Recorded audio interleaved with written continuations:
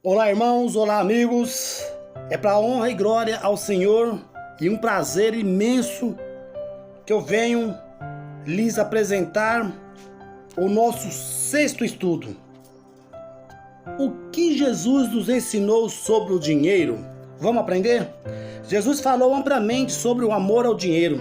Em seus ensinos, depois do tema Reino de Deus, o mestre falou mais sobre dinheiro do que qualquer outro assunto para Cristo. As riquezas podem sufocar a espiritualidade, tornando-se um Deus rival que costuma enfeitiçar seus adoradores, sendo que o dinheiro é parte do nosso dia a dia. Como podemos viver sem fazer dele um ídolo? Jesus ensinou duas maneiras práticas e sistemáticas os atos de dizimar e de ofertar. Vamos aprender juntos?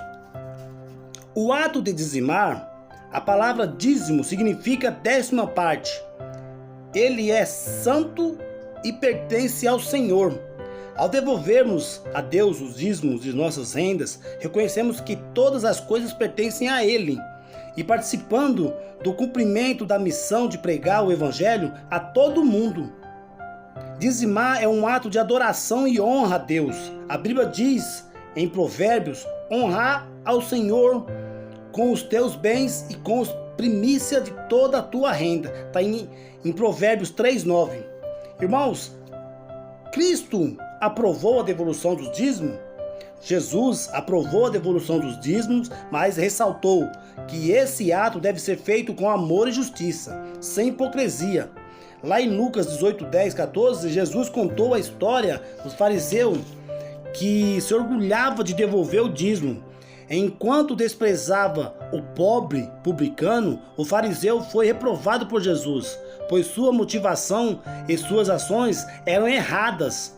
O verdadeiro sentimento que deve nos mover da devolução dos dízimos é a dependência total de Deus, sabendo que nada temos e que tudo pertence a Ele. Mas, irmão, qual é o primeiro exemplo na Bíblia de alguém devolver o dízimo? Abraão entregou a Melquisedeque o dízimo de tudo o que possuía. Melquisedeque era rei de Salém e sacerdote do Deus Altíssimo. Esse foi um ato de reconhecimento da soberania divina. Em Deuteronômio 14:22-23, a Bíblia diz: certamente darás o dízimo de todo o fruto de tua semente que ano após ano se recolhe do campo.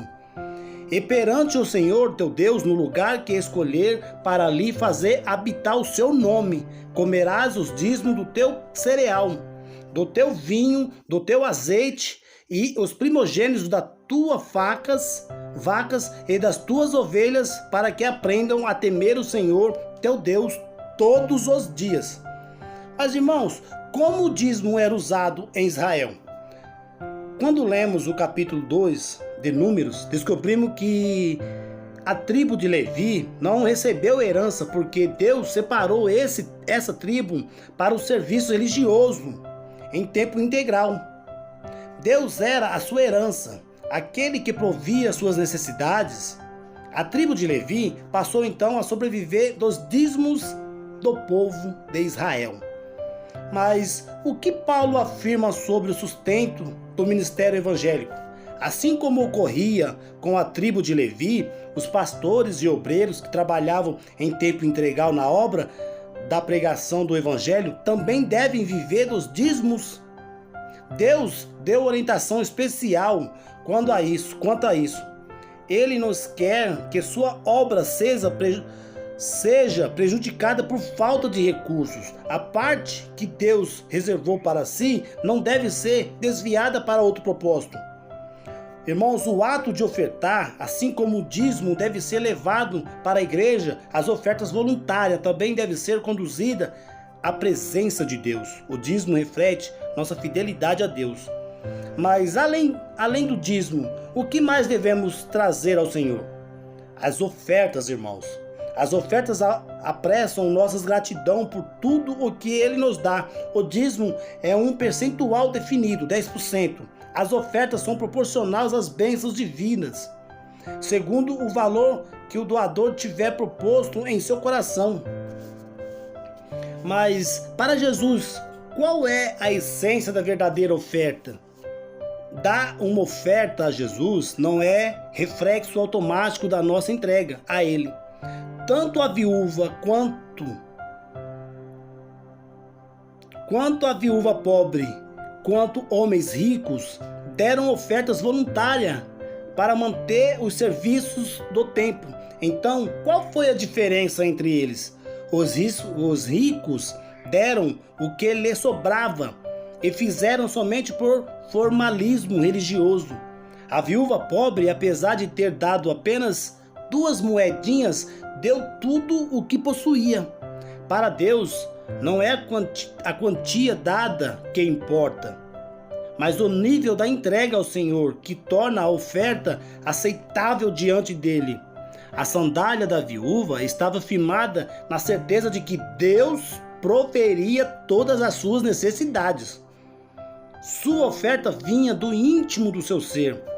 Para ela, pouco importa o que sobraria.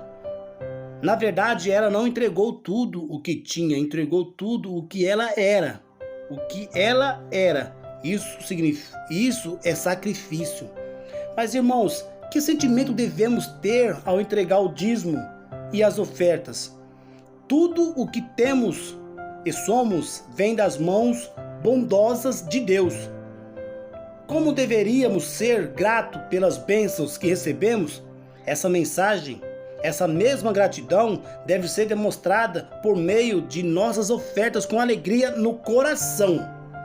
Conclusão, irmãos. Deus faz uma linda promessa aos fiéis. Nos dízimos e nas ofertas, abre as janelas do céu e derrama bênçãos sem medidas. Ao contrário do que ocorreu no dilúvio, em que as janelas do céu derramaram o juízo divino, Deus tem derramado um dilúvio de bênçãos sobre justos e até mesmo injustos. Porém, é certo que a fidelidade de Deus é um exercício espiritual que traz mais benefícios ao doador. E Deus ainda derrama outras bênçãos. Você deseja isso? Então, seja fiel na sua devolução dos dízimos e das ofertas. Amém? Agora, irmãos, 3 perguntas. Você aceita que os dízimos e as ofertas fazem parte do plano divino para a manutenção da obra de Deus? Você decide devolver de forma sistemática a 10ª parte de todas as suas rendas para o Senhor? Você decide devolver de forma sistemática as suas ofertas ao Senhor como expressão da sua gratidão pelas bênçãos recebidas dele? Então, irmãos, façam e busque a Deus. Peça para Deus entendimento, pede para Deus sabedoria e pede para Deus que você possa vir dizimar e ofertar de todo o seu coração. Amém? Que Deus abençoe a todos em nome do Senhor Jesus. Esse, irmão, foi o nosso 6º estudo. O que Jesus nos ensinou sobre o dinheiro. Você aprendeu um pouco. Que Deus abençoe, que a sua vida tudo venha a se concretizar de forma esplendorosa. Amém e graças a Deus.